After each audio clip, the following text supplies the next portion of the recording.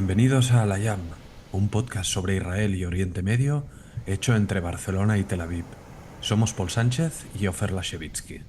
Si crees que lo que hacemos es importante, puedes ayudar a financiar el podcast en el enlace de Patreon incluido en la descripción. Al-Ayam no sería posible sin vosotros.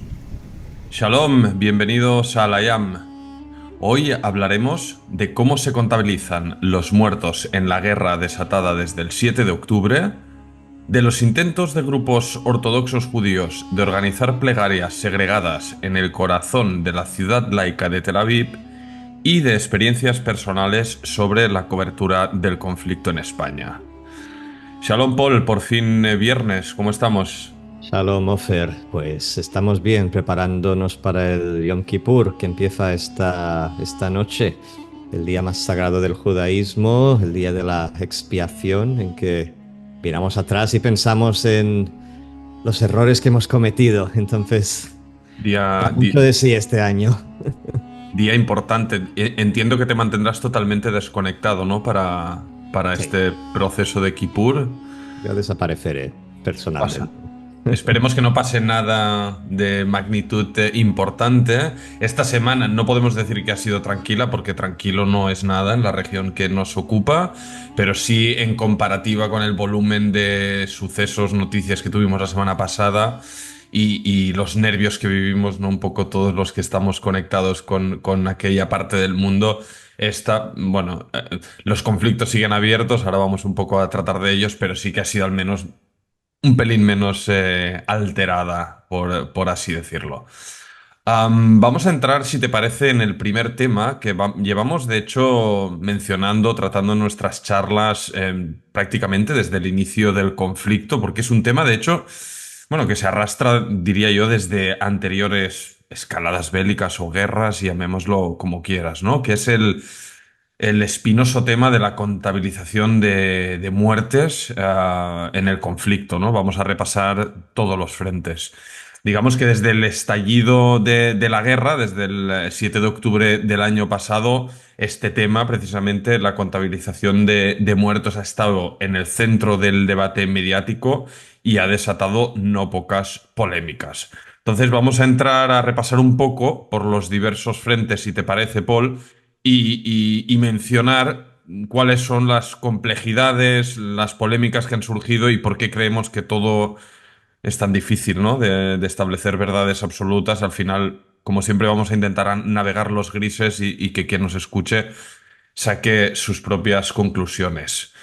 En primer lugar, en el frente israelí, que creo que es el que nos ocupará menos porque mayormente la polémica se centra en un solo día, que es el 7 de octubre, cuando se produce la gran parte de las bajas que vivimos desde el estallido del conflicto.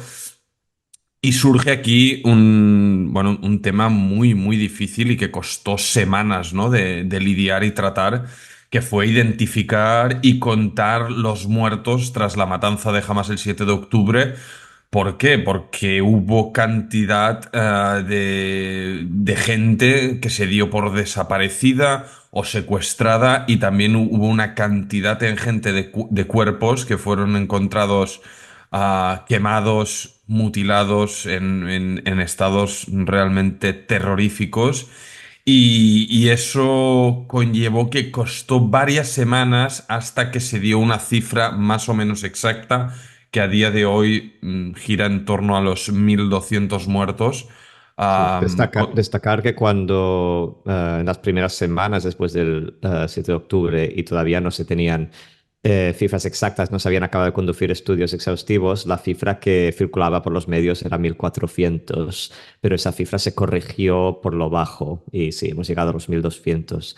Y como tú dices, es algo que, bueno, la cifra exacta no fueron 1.200 clavados, tardó meses y meses a establecerse porque eso, habían pues gente que se daba por secuestrada que resultó estar muerta, gente que se pensaba que había desaparecido, resultó estar secuestrada.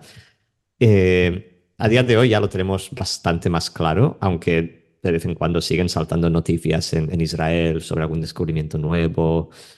Sí, Eh, o que la inteligencia confirma que ha encontrado el cadáver de algún rehén muerto en Gaza y que tal vez se había notificado previamente a las familias, pero luego se hace público. Por tanto, esta cifra se altera levemente y sobre todo cuando se altera es en el proceso, en el conflicto en marcha, que es cuando mueren soldados en el frente o civiles en atentados terroristas o por caída de proyectiles, que es bastante menor porque como todos sabemos, Israel cuenta con refugios propiamente preparados para afrontar etapa de conflicto. Por tanto, por el conflicto en sí o por la caída de estos proyectiles muere relativamente poca gente. Que caen proyectiles en Israel como llueve en otros países, así que están preparados, se han Sí, adaptado a las circunstancias. lamentablemente sí, un poco de sátira tampoco va mal para contar esta Sí. situación. Hay algunas polémicas que vale la pena mencionar respecto al tema israelí y esta contabilización de los muertos, de lo que pasó en el 7 de octubre. Y es que fue, bueno, sabemos que este debate, como todo se lleva al blanco-negro, se radicaliza, entonces cuentas con mucho outreach, por cierto, con mucha capacidad de influencia en redes sociales, Telegram, Twitter, etcétera. Insistieron con la matraca de que el ejército israelí, ante el desconcierto, aplicó lo que se conoce como la doctrina Aníbal, que viene a ser una política establecida en el ejército de disparar a matar para neutralizar intentos de secuestro de civiles o militares. Y cuando hablamos de disparar a matar, supone también matar a los rehenes, ¿no? Sí, para que Efectivamente, no se secuestren personas vivas, es el objetivo. sí, Esto se hace desde el secuestro de Gilad Shalit, para evitar que se repita una situación en que se secuestró una persona, fue Hamas que secuestró a Gilad Shalit y al cabo de 5 años de cautiverio lo soltaron a cambio de 1.000 presos palestinos, entre los cuales, por cierto, el líder actual de Hamas estaba Yahya Sinwar. sí, correctamente. Buen apunte. De nuevo, se agarra a un hecho concreto, es decir, vamos a matizar, es el propio ejército israelí, incluso en reportajes en la propia prensa mainstream israelí en la tele, donde se han reconocido episodios de verdadero caos y negligencia operacional en kibutzim como Be'eri o Kfar Aza, si no recuerdo mal, donde ante el caos y la necesidad de eliminar a los terroristas que invadieron a Israel, se disparó literalmente contra casas, sin tener demasiado claro si ahí dentro habían terroristas y civiles, las dos cosas o no. Por tanto, Está el famoso vídeo del helicóptero también disparando así a mansalva, que se cita mucho exactamente. desde la propaganda palestina. Sí. Exactamente, entonces casos tristemente se han dado de... No sé si por una orden explícita de aplicar la doctrina, pero yo creo o considero yo fruto Apunte, apunte. No sería, bueno, técnicamente no debería ser a raíz de aplicar la doctrina porque Israel dijo que dejaría de implementarla en el 2016 Ujú. a raíz de pues denuncias de Amnistía Internacional y también críticas internas israelíes. Oficialmente el ejército ya no aplica la doctrina caníbal. Sin embargo, bueno, que puedan llevar a cabo acciones que se parezcan o se acerquen en situaciones extremas, eso depende de, imagino que del comandante de turno y de las circunstancias. Bueno, y un poco añadiendo a este debate, digamos que estas voces pro-palestinas radicales que mencionábamos agarran estos sucesos y agarran la propaganda de Hamas, en que se insiste en que el 7 de octubre solo se fue a atacar objetivos militares, por así decirlo, y que tal vez a algún despistado se le fue la mano y quemó vivas a familias o violó a mujeres, pero la narrativa es esta. Entonces, se agarran estos dos sucesos un poco para tratar de limpiar la cara de la responsabilidad de Hamas en la masacre, ¿no? Y lo cual obviamente es desafortunado, bueno, no tiene ningún sustento porque son los propios integrantes de Hamas quienes graban con sus cámaras GoPro y teléfonos móviles la brutalidad de la masacre y ellos mismos son los encargados de difundirlo para generar terror psicológico masivo y generar cuanto más impacto, ¿no? En la población civil de Israel. Por tanto, Aquí no. podemos empezar ya a matizar y a comparar pues, cómo se contabilizó el 7 de octubre en comparación con lo que vino a continuación en Gaza, porque desde Israel siempre hay un interés nacional y periodístico y humano muy alto en saber exactamente quién ha sido víctima de una situación como esta. Y lo comentamos el otro día, cada vez que muere un soldado en Israel es un evento nacional. O sea, cuando pasa, digamos, la censura militar y se confirma que se puede publicar el nombre y la foto, está en todas partes. Eh, entonces, en el 7 de octubre, como hemos dicho, esa cifra que quedó de 1.200, eso incluye tanto soldados como civiles, se consideran todos víctimas de ese mismo ataque, y a partir de la operación o la guerra en Gaza, Israel empieza a publicar las cifras de sus bajas militares por separado. No se ve que sume la cifra. Creo que llevamos... ¿Tú te acuerdas de las bajas militares que Mira, llevamos en la guerra? acabo la cifra más reciente es del 9 de octubre, hace 10 días, Ujú. y se habla de 731 soldados caídos y 4.700 heridos. Es La tira, sí, es bastante. Sí, sí. comparado con anteriores operativos, es muchísimo, teniendo en cuenta que, claro, aquí ya está el frente de Gaza, ya está el Líbano abierto, está también, obviamente, Cisjordania, y aquí se contabiliza la mezcla, Paul, tanto del evento del 7 de octubre como todos estos meses de guerra donde paulatinamente van cayendo soldados en el frente. Por tanto, 731 soldados Vale. caídos. Entonces, por otro lado, está la contabilización de muertos por la parte palestina en Gaza, que, como hemos mencionado antes en este podcast, es un hecho sabido, creo, por gente que tiene un mínimo interés en seguir el conflicto en profundidad. Son cifras que publica el Ministerio de Salud de Hamas, que es pues el gobierno autocrático de la Franja de Gaza. Y esas cifras no son contrastadas por otras organizaciones humanitarias, entre otras cosas, porque ahora mismo el acceso de organizaciones externas es muy, muy limitado, salvo en casos excepcionales como la campaña que se hizo para vacunar contra el polio o cuando entran en el contexto de proporcionar comida, medicamentos y demás a la población. Ujú.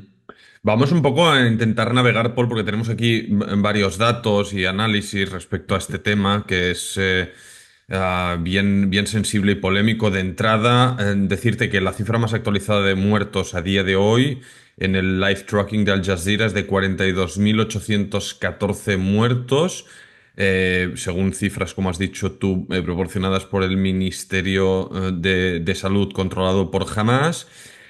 Y ahora vamos a ver que podríamos estar hablando de menos o de más. En todo caso, es una cantidad espeluznante de víctimas en las Bueno, cuales... lo que está claro es que acabará siendo mucho más cuando todo esto termine por los muertos, digamos, de circunstancias secundarias como enfermedades, falta de comida, las condiciones higiénicas. O sea, se van a acumular como otros factores de muerte más allá de morir en bombardeos. Sí.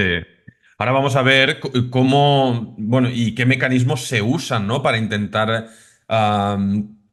seguir o fiscalizar esta contabilización. Como decimos, hay expertos que dicen que las cifras son más bajas de lo que realmente son, otros dicen que son más altas de lo que realmente podrían ser. Hay organizaciones como Airwars, de hecho conozco a un chico que trabaja ahí, era corresponsal de The Guardian y otros medios en Jerusalén en el pasado. Y el director de esta organización, Airwars, establecida en Inglaterra, claro, da un titular bastante demoledor, ¿no? Dice, hostia, es que en Gaza hemos visto a familias enteras siendo eliminadas del mapa en un bombardeo israelí que tal vez se ha cargado a 31 miembros de una misma familia, como hay casos que conozco. ¿Esto qué significa? Que recuperar los cuerpos de las víctimas es prácticamente tarea imposible. recuperarlos en Claro, su porque no deja totalidad de ser, porque estos bombardeos no dejan de ser en zona de guerra, o sea, no pueden ir los servicios de emergencia a rescatar, a operar con normalidad. exactamente. Habrán checkpoints, tanques, no se puede operar con normalidad. Entonces, cuerpos desintegrados o cuerpos desaparecidos, por lo tanto, dificultad de poder reportar con exactitud a las autoridades locales realmente la cifra de víctimas de un bombardeo israelí, que de nuevo, y es importante mencionarlo, ¿no? Ir a la raíz de las cosas, ¿no? Israel, como sabemos, desde el principio del conflicto, el ejército se empeña en convencernos a la prensa de que se atacan únicamente objetivos terroristas, lanzaderas de misiles, almacenes de armas, posiciones de donde se atacan a tropas israelíes, pero sabemos que Hamas opera desde el corazón de la población civil de Gaza y Israel sabe que cuando va a bombardear la mayoría de estos objetivos hay, lamentablemente, hay muchísimos civiles, que cada cual le eche las culpas que quiera sobre quién empezó esto o quién debería parar esto o lo que sea, pero la realidad, lamentablemente, es que mueren muchísimos civiles en estos ataques diarios Urbanos. de Israel, ¿no? A este respecto, claro, decía, el Ministerio de Salud contabilizaba en las primeras semanas la cifra de víctimas en Gaza mediante un sistema de comunicación con las morgues de los hospitales. Pero claro, Correcto. lamentablemente, buena parte de los hospitales en Gaza también están dañados o directamente inoperativos, fruto de la ofensiva israelí, que pese a que avisa con antelación para que los desalojen y demás, la realidad es que muchísimos hospitales se han visto, han sido blanco de los bombardeos, por tanto. Esta tarea se dificulta muchísimo más y algunos de estos expertos dicen, como tú has mencionado antes, Paul, que será necesario, bueno, ojalá que termine el conflicto, ¿no? Y una vez termine, se pueda, se puedan limpiar los escombros, etcétera, etcétera, y a partir de ahí elaborar estadísticas y con herramientas de seguimiento mucho más precisas, acercarnos a una cifra más aproximada que la que conocemos actualmente. Sí, y que distinga entre civiles y combatientes de Hamas, que, como decíamos antes, es una de las diferencias entre la contabilización de muertos por parte palestina y por parte israelí, y también por parte del Líbano, como veremos ahora con la guerra contra Hezbollah. Todo esto responde a, digamos, cuestiones que son una mezcla de cultura, pero también estrategia militar. En el caso de, por ejemplo, Hamas, que usa una sola cifra que engloba a todos los muertos de la guerra, de la misma manera que Israel usa una sola cifra para incluir todas las víctimas del 7 de octubre. am, Al no distinguir jamás entre sus combatientes caídos y los civiles, yo creo que esto es inteligente por su parte por dos motivos. Por un lado, es bueno para la moral de su ejército. El no saber exactamente cuántas personas han caído, pues siempre puedes decir que son menos de las que han sido y eso es bueno para la moral. Y que te tengas ganas de seguir combatiendo a pesar de que ya la franja pues sea es un solar. Eh, por otro lado, es inteligente porque gana la simpatía internacional. Al no saber cuántos civiles y cuántos combatientes constituyen este total, cuando hablas de cara al exterior, cuando haces tu propaganda, siempre puedes exagerar por lo alto las víctimas civiles. Entonces, todo esto es para decir, no estamos ni diciendo o sea, que hayan menos muertos de los que hay, ni que se está mintiendo, digamos, con mala fe. Solamente decimos que estas cifras son ambiguas adrede y sirven diferentes propósitos, porque no deja de ser, pues eso, una herramienta más, una herramienta estratégica más que forma parte de la Hay, guerra. La guerra es más que el combate sobre el suelo, también es la percepción y, eh, bueno, la guerra digamos, informativa, sí. y lo llevamos hablando y mencionando, ¿no? En este podcast, que es una parte integral y más en los tiempos que vivimos y con las herramientas con las que contamos, es algo que obviamente los bandos enfrentados lo tienen en cuenta y están muy encima de ello. Hay un caso, Paul, respecto a esta ambigüedad y cómo se contabilizan los muertos. Hay, creo yo, el caso más flagrante que me viene a la memoria es del 7 de octubre, que es el famoso ataque a un hospital en Ah, Gaza, sí, el hospital Al-Ahli, sí. al-Ahli, correcto, gracias, que fue pocos días después del 7 de octubre. Unas Y, semanas, sí. y yo recuerdo cómo se produjo ese ataque. Inmediatamente el Ministerio de Salud de Gaza emite un comunicado hablando de cientos de muertos en una 500 masacre, dijo. 500, 500 ¿no? muertos. No había ni una sola imagen, no había ninguna información que no fuera del ministerio de Hamas, y en todos los titulares de la prensa internacional ya se estaba dando esa cifra por buena, y ya en Barcelona ya había convocado una manifestación, ¿cómo no? Por supuesto. Eh, claro, en eso llevamos siempre la cabecera. Y claro, yo me acuerdo, hostia, yo estaba en shock, digo, joder, si Israel ha hecho esto en los primeros días o primeras semanas de la guerra, ¿qué nos espera, no? Pero me resultaba, me olía demasiado a chamusquina que algo así hubiera podido ocurrir.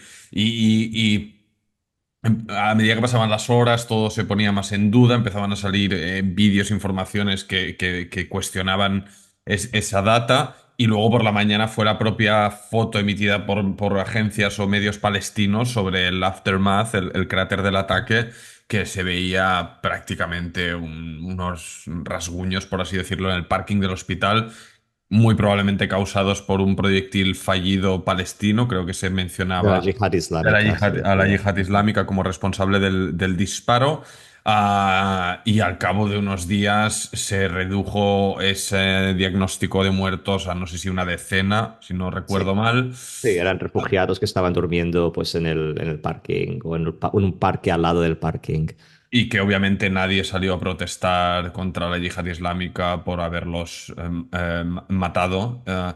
Es Ujú. decir, refleja el potencial que tiene, ¿no? Como decías, Paul, tú, el utilizar esta cuestión tan sensible como un arma de guerra mediática capaz de movilizar la opinión pública mundial y de establecer hechos no comprobados sobre el terreno. También aquí hay que añadir, obviamente, una crítica a Israel que no permite el acceso a prensa extranjera, que no Claro. puede corroborar, desmentir o confirmar este tipo de informaciones. Por tanto, seguimos comentándolo y viéndolo todo pues con ojos externos y tratando de fiscalizar lo mejor posible lo que sale de dentro, pero De solo... hecho, en un podcast anterior hablamos de cómo Israel ordenó que se cerraran las oficinas de Al Jazeera en su país.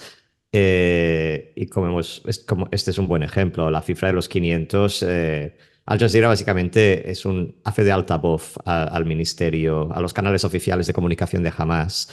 Y Al Jazeera es un medio pues reconocido y respetado y muchos otros medios le hacen bola. Entonces, a pesar de que tú y yo, a ver, no nos acaba de gustar, no estamos a favor de que se cierren oficinas de medios en Israel, estamos a favor de la libertad de prensa. Esta es ilustrativo de la dificultad que puede presentar la libertad de prensa en un país democrático, que vas a tener medios publicando informaciones que hacen, bueno, pueden desmoralizar a los tuyos por un lado y por otro lado distorsionar la realidad de lo que estás haciendo.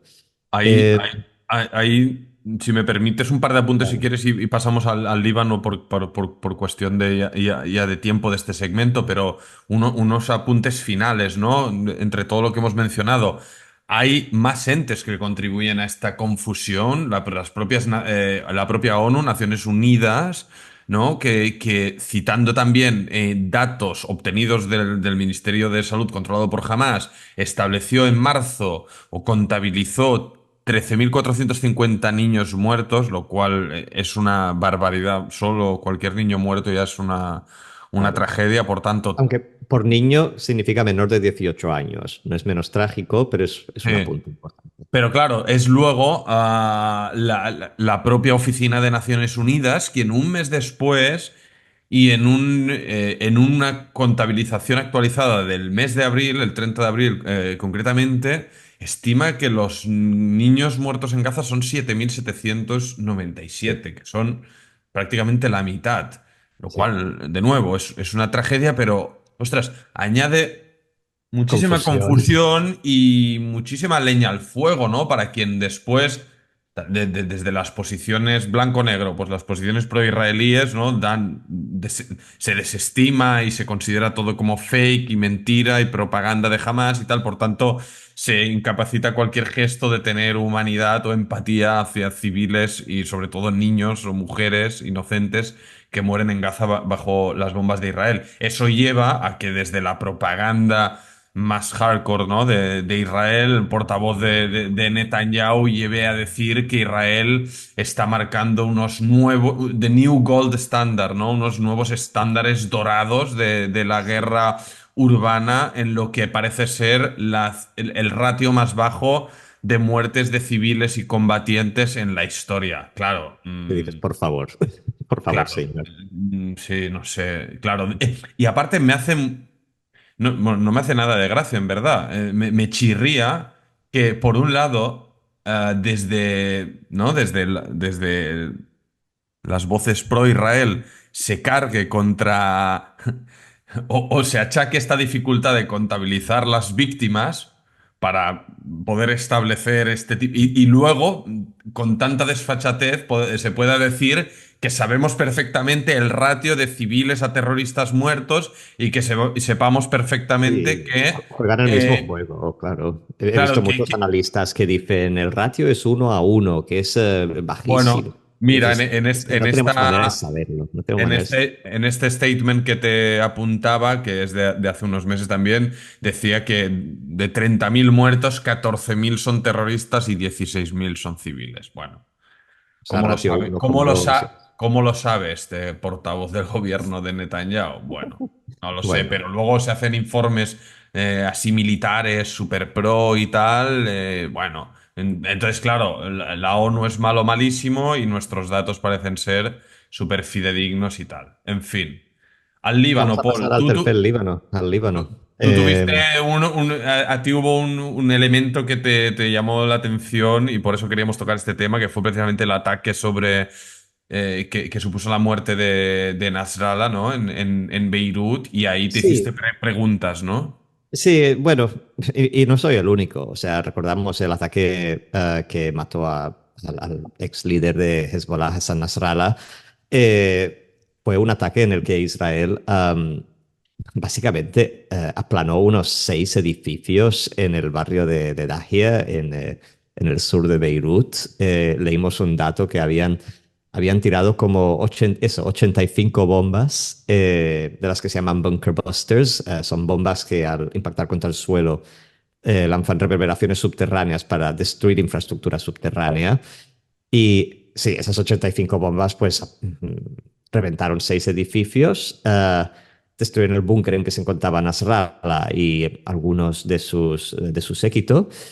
Y sin embargo, a día de hoy la cifra de muertos de ese ataque sigue siendo 11.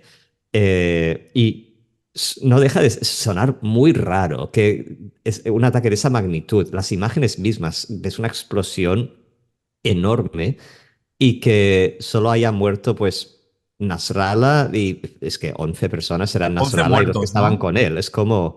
es difícil creer que realmente haya sido un ataque tan eficaz y exacto. Y eso Claro. que nosotros mismos hemos dicho que el ataque de los Buscas, a pesar de tener elementos de terror psicológico para la población, era una forma de atacar al enemigo precisa. Esto fue un bombardeo pues, muy loco. Y que la cifra se mantenga en 11 me hizo pensar y me hizo investigar un poco cómo contabiliza Hezbollah sus muertos. Y ahora que estamos en guerra abierta entre Israel y Hezbollah, se empieza a ver que Hezbollah no hace lo mismo que Hamas. No lanza una cifra global con el número de muertos y tampoco hace lo mismo que Israel, que es una lista como pormenorizada de las muertes militares, sino que parece, por costumbre, mentir por lo bajo. luego siempre sale el ejército israelí diciendo, hemos matado a, yo qué sé, 500 operativos de Hezbollah, y mientras tanto en la comunicación de Hezbollah se habla pues de 100. No deja de ser otra estrategia de elevar la moral, de evitar que suba esta información negativa, humillante, por un lado, por la cadena de comando, que los de arriba se piensen que las cosas van mejor, pero también de cara al público y sus seguidores y las otras partes interesadas, por supuesto, sus jefes en Teherán. Bueno,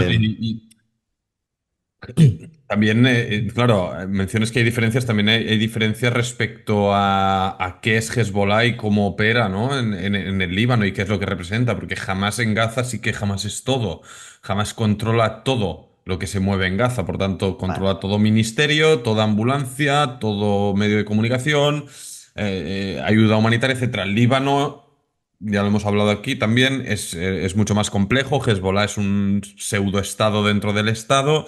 Por tanto, el Ministerio de Salud no lo controla Hezbollah, lo controla el Estado libanés, que obviamente Hezbollah sí que tiene participación en las instituciones ujú, públicas y políticas del país, pero no lo es todo. Y claro, sí, aquí sorprende, como dices tú, bueno, no sé, claro, la cifra que decías, Paul, tú también de este bombardeo en Daji de 11, claro, sale del propio Ministerio de Salud libanés. Y claro. eso, bueno, no sé, así a priori me surgen dos tesis. Una es que sí que esa zona, ante los avisos de desalojo del ejército israelí que suele emitir cuando va a atacar una zona, pues la gente los cumpliera y efectivamente se hayan ido y que la cúpula de Hezbollah considerara que estaba suficientemente escondida y que ahí no los pillarían, pero evidentemente la cagaron. Esa es una. O la otra tesis es que el Ministerio de Salud del Líbano pues tampoco sea demasiado transparente y quiera minimizar las bajas de un ataque que, como dices tú, fue demoledor. Yo me imagino algo entre medio. Es posible, estamos en el campo de la especulación, pero si hablamos de 11 muertos según el Ministerio de Salud del Líbano, es posible que estos sean 11 muertos civiles, pero que hayan recibido pues llamadas de Hezbollah diciendo nuestros números de bajas no las compartáis. Ujú.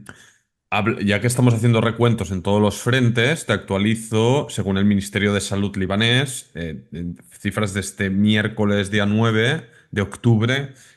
Se contabilizan en el Líbano 2.141 muertos y más de 10.000 heridos desde el octubre de 2023, desde que Hezbollah empezó a disparar los primeros proyectiles sobre el norte de Israel, aunque la gran mayoría de estos muertos son desde el 23 de septiembre, que es el ataque de los Buscas, el inicio Pues de también los ataques aéreos los israelíes ataques aéreos al contra toda sur. la cúpula de Hezbollah y ya, bueno, prácticamente cuando se desata, ¿no? La guerra total en este frente, ahora ya con la incursión terrestre, bueno, Hubo un damos... solo día de bombardeos aéreos en que murieron unos 500 Sí, personas. que fue el principio de la campaña heavy, el primer día, Sí.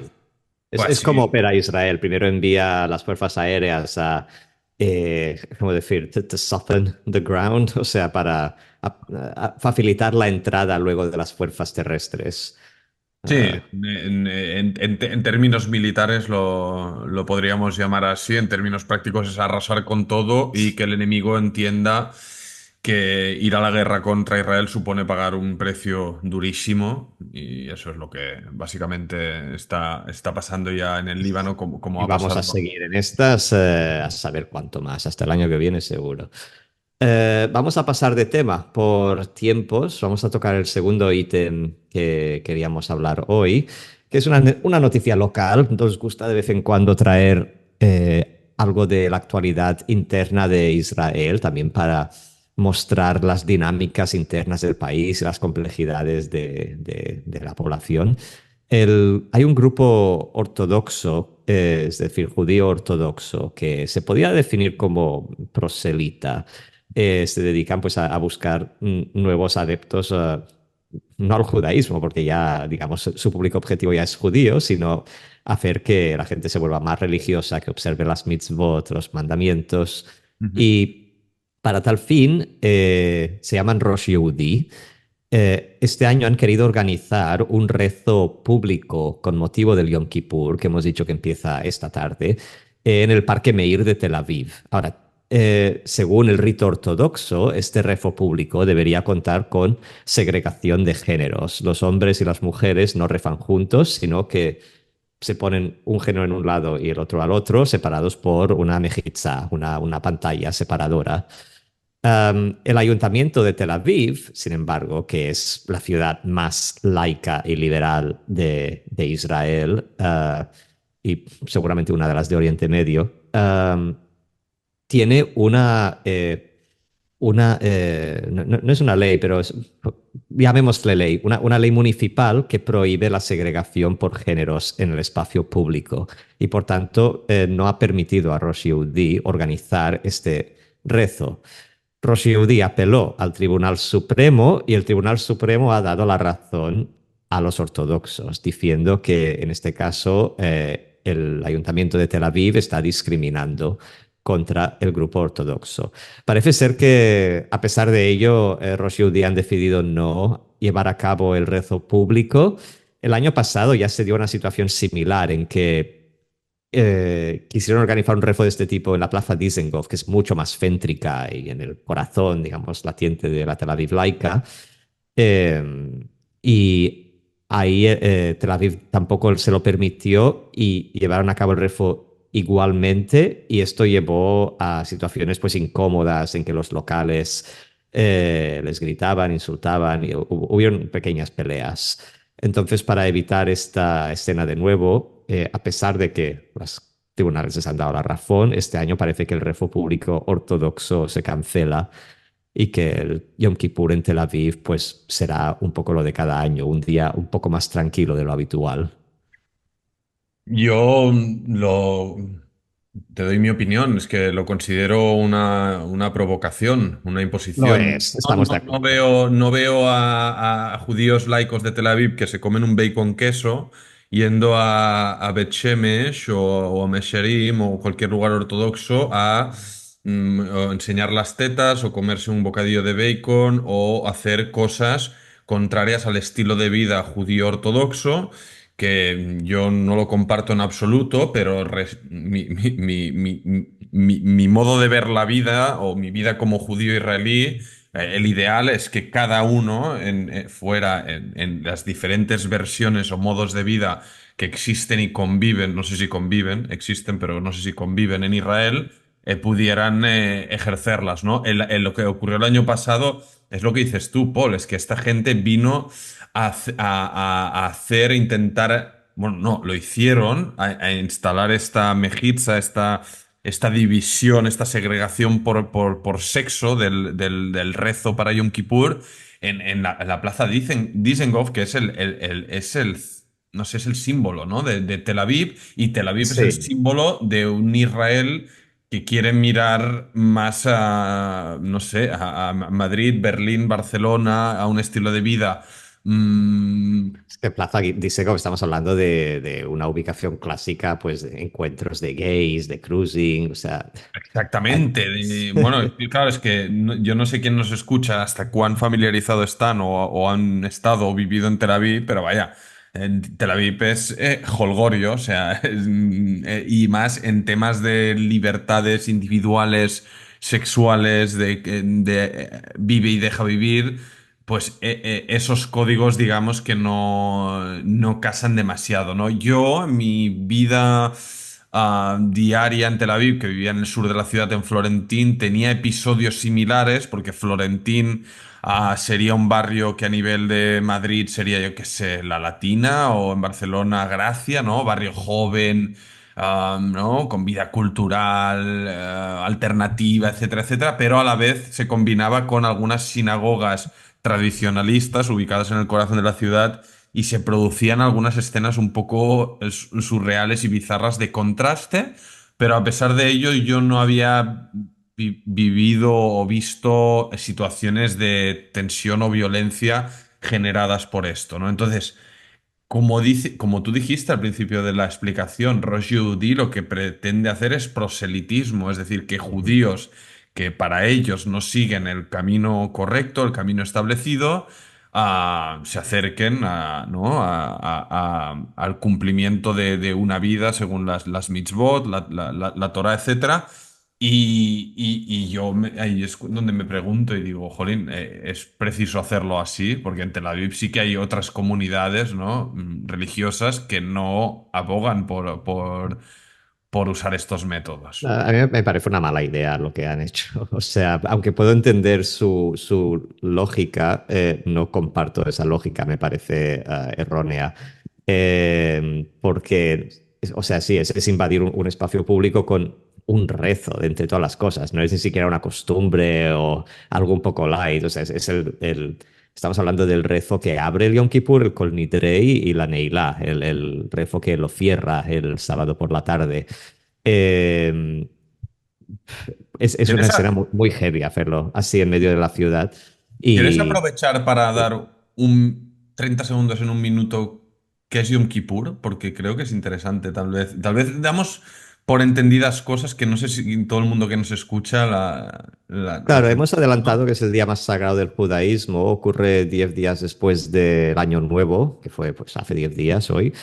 Es uno de los llamados Yamim Noraim, los días terribles, que es un periodo pues, de profunda introspección en que los judíos miramos atrás este último año que acaba de cerrar y lo que se nos, bueno, sí, lo que se hace tradicionalmente en Yom Kippur es arrepentirte y pedir la expiación por los pecados cometidos en el último año. Y esto, por pecados entendemos las cosas que has hecho mal para con ti mismo, para con los otros y para con Dios. Son las tres categorías de pecado.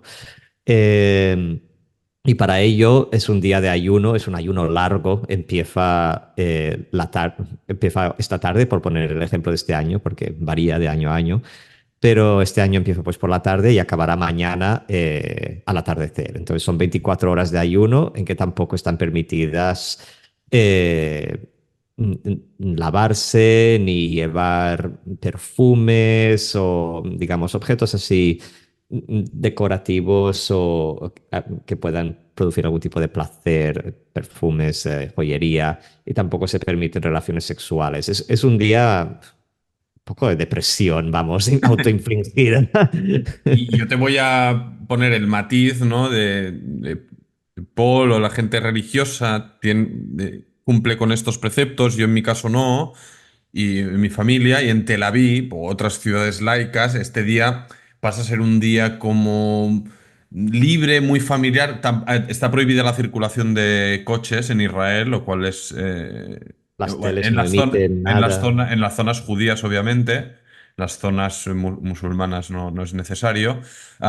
Pero es un día, ¿no? Muy familiar, de que todo el mundo sale con las bicis a ocupar el espacio público, ¿no? O a salir a patinar, tal. No sé si ahora en las circunstancias de guerra esto va a Tal vez pasar. menos. Pero Ya, sí, ya es lo típico ver a veremos, los pero niños bueno. en bicicleta en la autopista. Es guay. Sí, en Tel Aviv, este día, bueno, adopta eso, un carácter más de día, de pasar en familia en el espacio público, que está totalmente paralizado, ¿no? Sin tráfico y demás.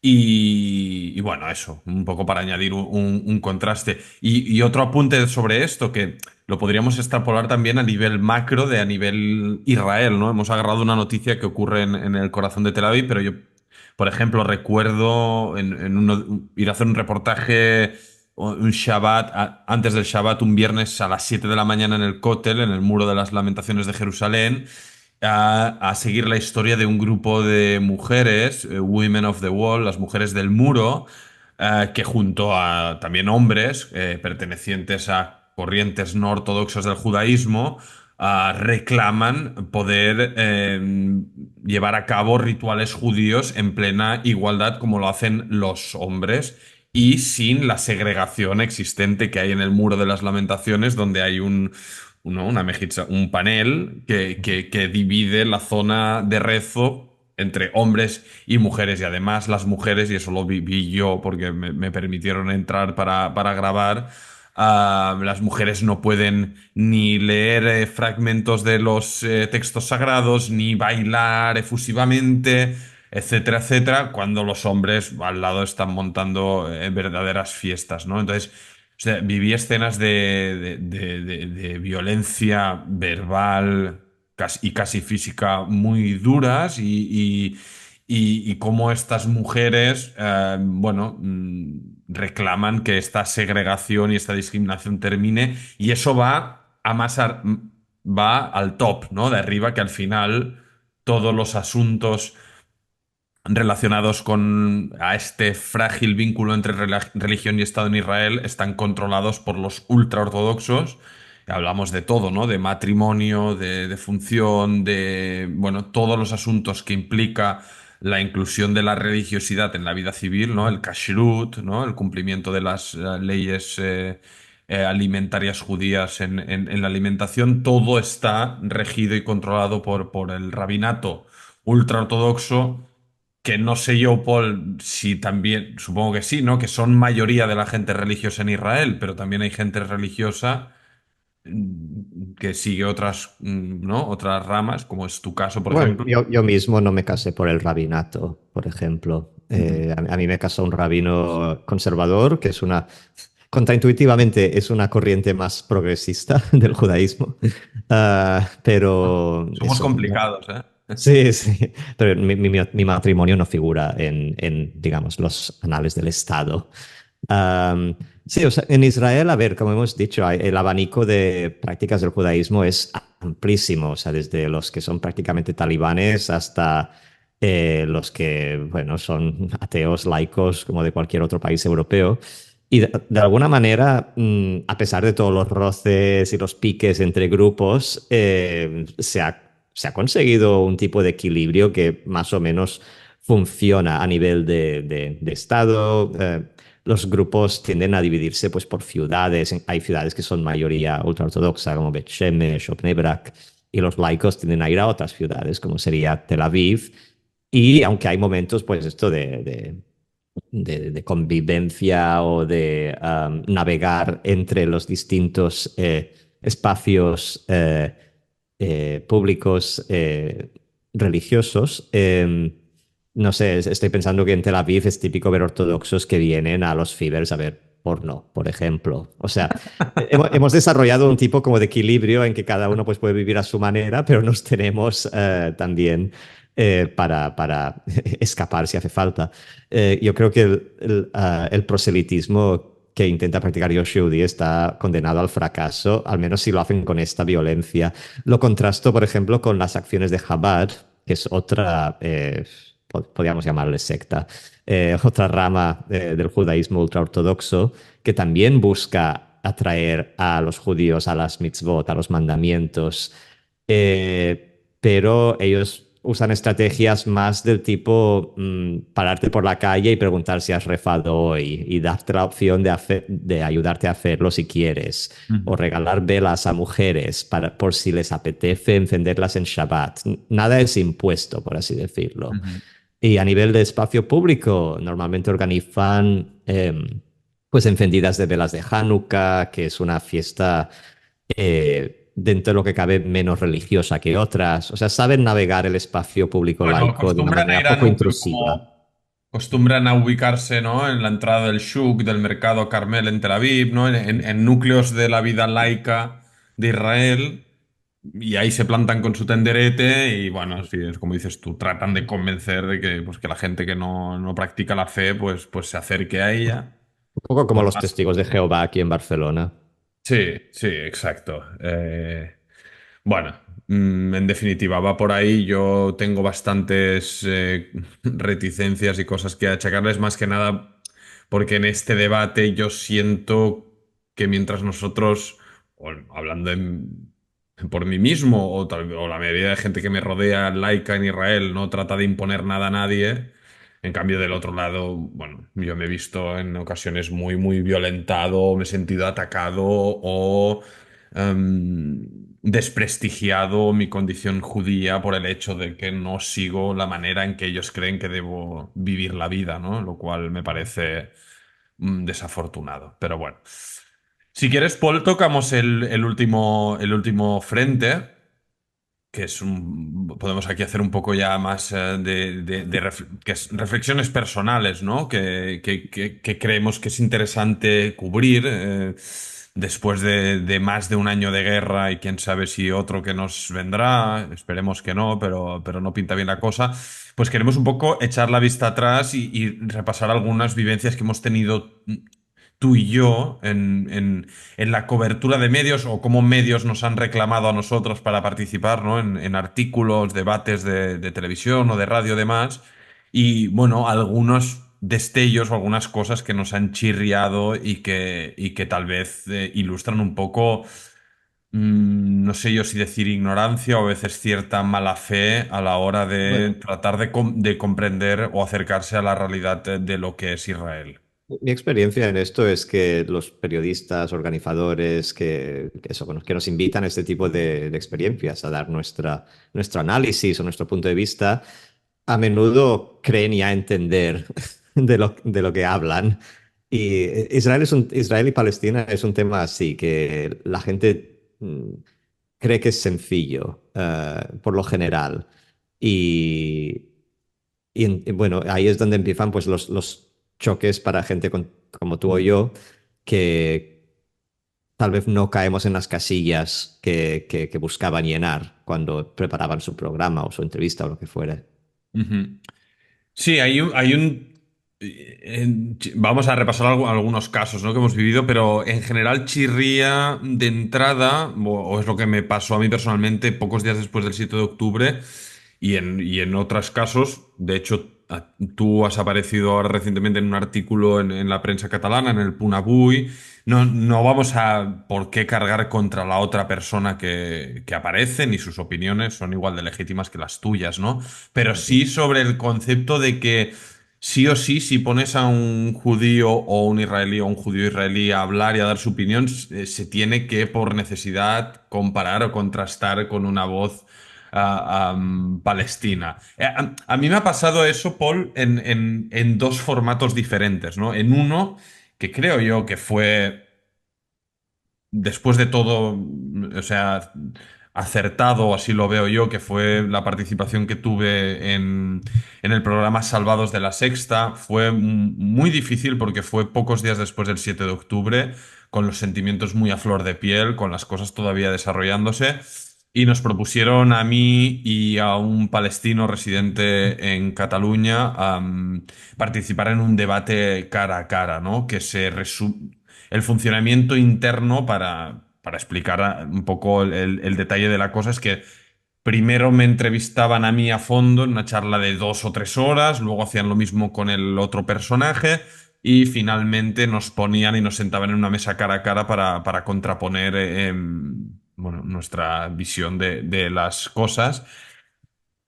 Y creo que, bueno, en aquel caso se logró tratar con bastante sensibilidad nuestras opiniones y nuestras aportaciones. La edición, pese a que se hizo muy precipitadamente porque se grabó un miércoles y eso se emitía ese mismo domingo, creo que el resultado final fue bastante, no sé si llamarlo respetuoso o acertado con lo que cada uno dijimos. Sí que yo vi que mi contraparte era mucho más agresivo cuando estaba hablando en solitario con el periodista Gonzo que cuando estaba debatiendo conmigo, que tal vez vio que yo no tenía un talante agresivo o de blanco-negro y ahí tal vez se le bajó un poco el nivel de hostilidad, pero sí que realmente tenía bueno, una visión y un lenguaje muy, muy hostil hacia los israelíes o Israel en todo su conjunto.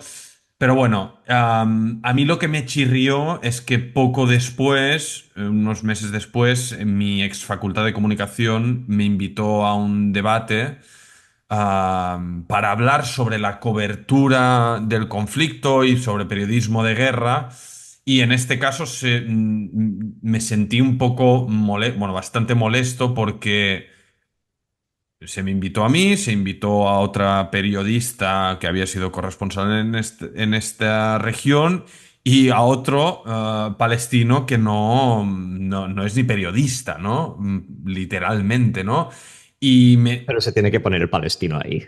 pero se tiene que Según poner el está ahí, palestino ahí. Y esta a es la idea mí, que se tiene, sí. sí, ¿por qué me molestó? Me molestó de entrada por esto, porque sentí que ellos, para cubrirse de posibles críticas, sí o sí tenían que meter un palestino con calzador, pese a saber y conocer mi perfil, que trato de ser un periodista, bueno, crítico, ¿no? Objetivo no, porque la objetividad no existe, pero trato de traer todas las miradas, pese a que tengo la mía y no tengo ningún tipo, no rehuyo las críticas o entrar en terrenos pantanosos, y de hecho así lo hice durante aquel debate, pero al final digo, ostras, si la universidad tuviera un exalumno iraní o un exalumno ruso, ¿no sería suficiente contar con su testimonio para analizar la situación del periodismo en Rusia o en Irán o el periodismo de conflicto y tal? ¿Por qué con calzador se tiene que poner aquí para compensar la balanza una voz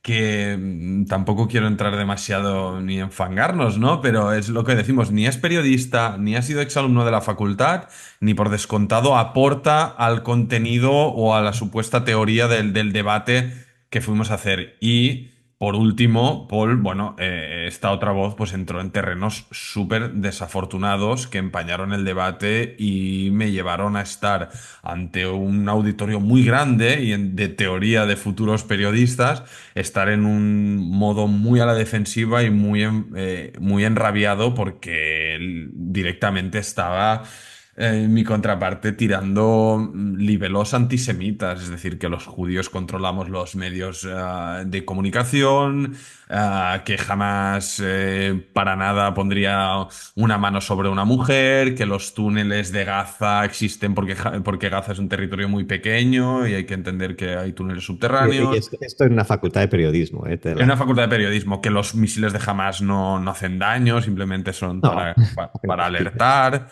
Bueno, un seguido de mentiras flagrantes dichas en una facultad de periodismo, bueno, ante futuros alumnos de periodismo y con un panel en el que participamos corresponsales que sí hemos estado en la región y que pese a que la otra era catalana y sin ningún vínculo directo con el lugar. Obviamente tiene su experiencia, su vivencia, tanto en Israel como en Gaza, y te puede hablar bueno, con más criterio del tema.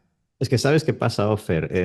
El problema que tenemos es que en España hay muy pocos palestinos y hay muchos más judíos que palestinos en España. No sé si la cifra total de judíos en España ronda los 20.000. Estoy hablando de memoria No, más, y 50.000 se más estima. 50.000, vale. En Barcelona sé que son unos 8.000 aprox. No son cifras exactas porque es difícil contabilizar. Hay diferentes maneras de contar quién es judío, quién no. Por otro lado, en cuanto a palestinos, parece que la cifra total de España ronda los 1.300. O sea, 1.300 en toda España. La mayoría estarán en Madrid, Barcelona, imagino, tal vez otras grandes ciudades como Valencia, Sevilla, pero claro, nos encontramos esto con que cuando los medios quieren hacer un side by side, poner a eso, una cara judía junto a una cara palestina, nos encontramos siempre la misma gente y que no son profesionales de esto, lo que son son activistas de la causa palestina, que por supuesto está bien que existan, deben existir, pero desde los medios creo que no se entiende. El Salvados es un ejemplo, por ejemplo. Creo que ahí el error fue uno de casting. O sea, un programa digamos, del tamaño y con los recursos de Salvados, yo creo que podría haber entendido que vuestro perfil chocaría, porque tú ofrecías un testimonio donde intentabas ser lo más sincero posible, analizando tus sentimientos, que como dices, estaban aún muy a flor de piel, pero tratando de no perder la objetividad periodística. En cambio, el hombre al que debatías, pues decía propaganda, sin más. No fue sincero, no habló de sus experiencias, digamos, íntimas, no sabemos lo que pasa en su interior. Él vino con el discurso preparado y como tú dices, cuando te ve a ti, pues te ve como el hombre de paja al que atacar. Pero Y es desafortunado poner dos personas así lado a lado. Y es que, ya te digo, no hay. no hay muchos más palestinos en España, al menos en Barcelona, que se animen a hacer este tipo de debates y por eso nos encontramos siempre los mismos, que son difíciles de tratar, francamente. Claro, y ahí te preguntas la necesidad, ¿no? ¿Hay necesidad de hacerlo así, Yo creo no? que no, yo creo que no, yo creo que es muy tramposo, creo que es muy tramposo por parte de la prensa poner un testimonio judío junto a un testimonio palestino, porque las experiencias son muy diferentes. O sea, Y cada buscan el una... blanco-negro, ¿no? Tú tienes también un caso, ¿no? Con un periodista que te contacta de un periódico que al final no fructifera porque busca una cosa de ti que no... Esto fue un periodista de un periódico importante en España que buscaba voces de judíos que fueran críticos con la operativa israelí en Gaza. Y yo a priori digo, pues, why not? Y cuando hablamos por teléfono, o sea, rápidamente entendí que lo que él esperaba de mí era dar, pues, declaraciones contundentes de blanco o negro, que le dieran el titular. Y yo, cuando empezaba, pues, a matizar o a explorar los grises, me dijo que le estaba haciendo bola a la propaganda israelí. Y yo me quedé de piedra, digo, joder, si me oyeran los israelíes, ¿sabes? Pero él lo que quería era, pues eso, una condena absoluta a la masacre, al genocidio bueno, ni tú ni yo somos de hablar en estos términos. Porque, bueno, sabemos que la realidad es compleja y que a menudo se instrumentalizan las palabras para fines políticos No, o y que no quieres ser activistas. instrumentalizado tú tampoco, ¿no? O Por sea, al supuesto que final no.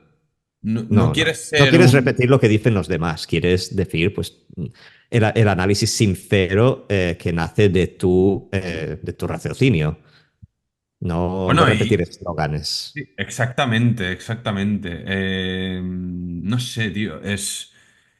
La es decir, a ver, entrevista que han publicado hace nada en el Punt Avui, este medio catalán, que me han puesto también al lado de el mismo hombre de siempre, am, era con motivo del 7 de octubre y yo no quería que se publicara. Si iba a salir al lado de un palestino, yo no quería que eso se publicara el 7 de octubre, porque dije, el 7 de octubre es nuestro. O sea, esa fue nuestra tragedia y no viene a cuento poner un palestino a hablar de lo que ha pasado en Gaza el último año ese mismo día. Tenéis el resto del año. tenéis Y 13... realmente, y salió pues unos días después, con lo que quedé contento. Ujú. Pero sí es Sí, tramposo esto de poner las historias lado a lado, porque no son como caras opuestas de una moneda. La experiencia judía y la experiencia palestina no son caras opuestas de una moneda, son experiencias distintas, con diferentes factores, diferentes tragedias y diferentes alegrías. sí, sí, justamente. Sí, tal vez ahora tratando estas cuestiones me surge, no sé si es el pensamiento correcto o si me expreso bien, pero decir, creo que se busca más eso, el lograr encasillarnos en este blanco-negro y enfrentados más que intentar entender genuinamente qué es lo que nos Mm, pasa, ¿no? Y cómo nos sentimos, ¿no? De hecho, a ti también te pasa y tuviste una situación bastante dolorosa en TV3 con esto.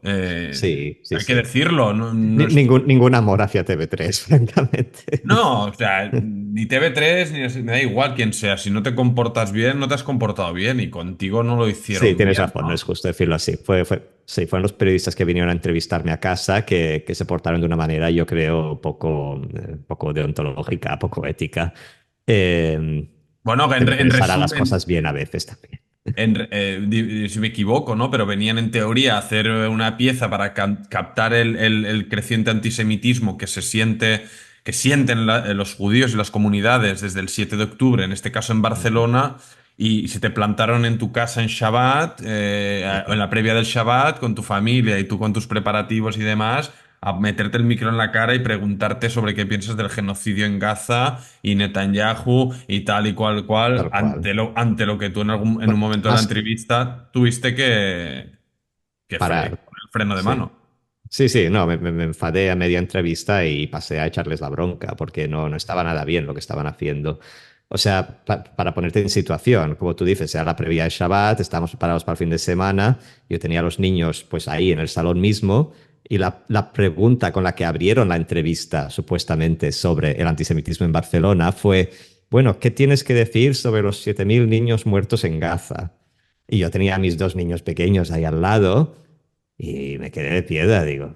Bueno, lo primero que hice fue llevarme a los niños a otra habitación y a partir Bueno, de ahí ilustra. intentar navegar la entrevista hasta que no pude más porque solo daba la matraca con esto, que si bombardeamos los campos de refugiados. Y yo, a ver, es que has venido a hablar de antisemitismo en Barcelona y esto que estás haciendo tú ahora es el problema. Joder. Esto es de lo que nos referimos. Es que aparte lo ilustra a la perfección, es decir, para empezar, tú no eres israelí y aunque lo fueras, Ujú. aunque fuera yo, tampoco me parece una pregunta idónea. No eres el embajador de Israel. Si fueras el embajador o el portavoz del ejército o un analista ultradefensor de las posiciones del ejército y tal, pues bueno, ahí lo vería más adiente, ¿no? Pero no tiene absolutamente nada que ver. Y de nuevo, se está aquí responsabilizando, ¿no? Pues a un judío, en este caso de Barcelona, sobre la muerte de niños en Gaza por Ujú. culpa de las acciones del ejército de Israel.